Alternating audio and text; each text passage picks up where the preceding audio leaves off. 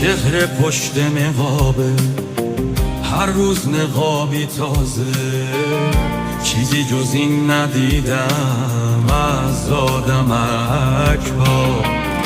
دنیای بی تظاهر، زلال مثل آینه، دروغ و من شنیدم از آدمک ها.